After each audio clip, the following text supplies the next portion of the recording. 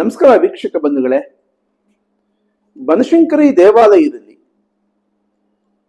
ಮಾತೆಯರನ್ನ ಹೇಗೆ ದುರುಪಯೋಗ ಪಡಿಸ್ಕೊಳ್ತಾರೆ, ಹೊಟ್ಟೆಪಾಡಿಗೋಸ್ಕರ ದೇವಾಲಯದಲ್ಲಿ ಕೆಲಸ ಇದೆ ಅಂತ ಬರ್ತಾರೆ.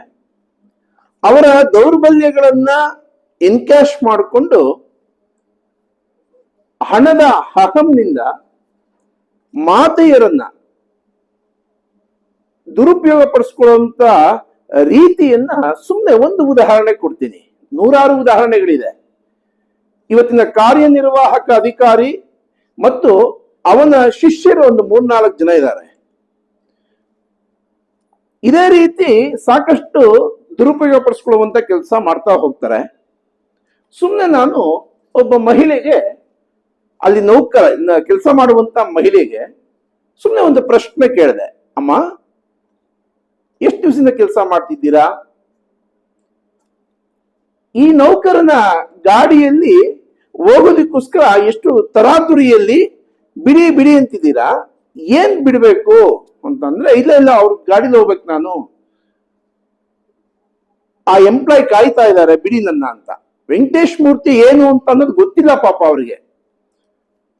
ಆ ನೌಕರ ಗಾಬರಿ ಬಿದ್ದ. ಆಮೇಲೆ ಎಷ್ಟು ದಿವಸ ಹೋಗ್ತಿದ್ಯಮ್ಮ ಅಂತೆಲ್ಲ ಕೇಳಿದ್ರೆ ಎಲ್ಲ ವಿಸ್ತೃತ ವರದಿಯನ್ನ ಕೊಟ್ರು. ಕಾರ್ಯನಿರ್ವಾಹಕ ಅಧಿಕಾರಿಗಳು ಏನ್ ಮಾಡ್ತಾರಮ್ಮ ಅಂತ ಅಂದಿದ್ದಕ್ಕೆ ಅವ್ರದ್ದು ಕಥೆಗಳೆಲ್ಲ ಹೇಳಿದ್ರು. ಹೇಗೆ ಊಟ ತಗೊಂಡೋಗ್ತೀವಿ, ಹೇಗೆ ಖಾಸಗಿ ರೂಮ್ನಲ್ಲಿ ಊಟ ಮಾಡುವಂಥದ್ದು ಮತ್ತೆ ಬೇರೆ ಬೇರೆ ಚಟುವಟಿಕೆಗಳು ಮಾಡುವಂಥದ್ದು ಏನು ಅಂತೇಳಿ ವಿಸ್ತೃತ ವರದಿ ತಿಳಿಸಿದ್ರು.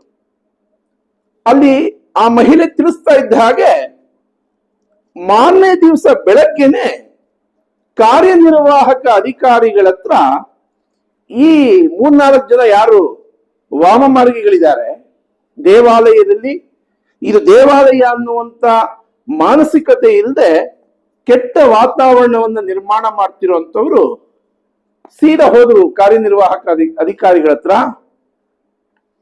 ಮಹಾಸ್ವಾಮಿ, ಇಲ್ಲಿ ಭಾರಿ ಅನಾಹುತವಾಗ್ಬಿಟ್ಟಿದೆ ಬನಶಂಕರಿ ದೇವಾಲಯದ ಆವರಣದಲ್ಲಿ ಅಂತ.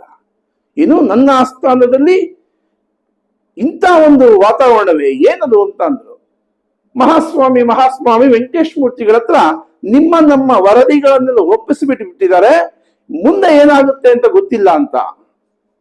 ತಕ್ಷಣ ಕಾರ್ಯನಿರ್ವಾಹಕ ಅಧಿಕಾರಿಗಳು ಹೇಳಿದ್ರು, ನಾಳೆಯಿಂದ ನನ್ನ ಆಸ್ಥಾನಕ್ಕೆ ಬರಬಾರದು ಅಂತ ಸೂಚನೆ ಕೊಟ್ಟುಬಿಡಿ ಆ ಮಹಿಳೆಯರಿಗೆ ಅಂತ ಅಂದ್ರು.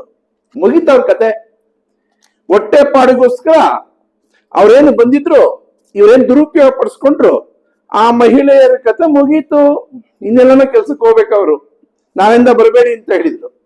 ಇದು ಹಲವಾರು ವರ್ಷಗಳಿಂದ ನಡೀತಾ ಇದೆ. ಅದು ಬೇರೆ ಪ್ರಶ್ನೆ. ಒಬ್ಬ ಕಾರ್ಯನಿರ್ವಾಹಕ ಅಧಿಕಾರಿ ಮತ್ತೆ ನೌಕರರು ಅವರ ಯೋಗ್ಯತೆ ಮೀರಿ ಸಂಭಾವನೆ ಕೊಡ್ತಾ ಇದೆ, ಎಲ್ಲ ರೀತಿಯ ವ್ಯವಸ್ಥೆಯನ್ನ ಮಾಡ್ತಾ ಇದೆ. ಆದ್ರೆ ಈ ದೇವಾಲಯದ ಕೆಲಸ ಮಾಡ್ತಿದ್ದೀವಿ ಅನ್ನುವಂತ ಸ್ವಲ್ಪನಾದ್ರೂ ಮಾನಸಿಕತೆ ಇದೆಯೇನ್ರಿ ನಿಮ್ಗೆ? ಇಲ್ಲ. ಕೇಂದ್ರ ಕಚೇರಿಯಲ್ಲಿ ಯಾರು ಡಿಸಿಷನ್ ಮೇಕರ್ಸ್ ಇದ್ದಾರೆ ಅವರು ಇಂಥ ವರದಿಯನ್ನ ಕೊಟ್ರೆ ತಲೆ ತಗ್ಗಿಸ್ತಾರೆ. ಏನಕ್ಕೆ ಅಂದ್ರೆ, ಇವ್ರು ಕೊಡುವಂತ ಎಂಜಿನ ಕಾಸನ್ನ ತಿಂದು ಬಿಟ್ಟಿರ್ತಾರೆ, ಇವ್ರನ್ನ ಆಕ್ಷೇಪಣೆ ಮಾಡಕ್ಕಾಗೋದಿಲ್ಲ. ಇವತ್ತು ಮುಜರಾಯಿ ಇಲಾಖೆಯಲ್ಲಿ ಇವತ್ತಿನ ಪರಿಸ್ಥಿತಿ ಇದು ಮಹಾಬಂಧುಗಳೇ.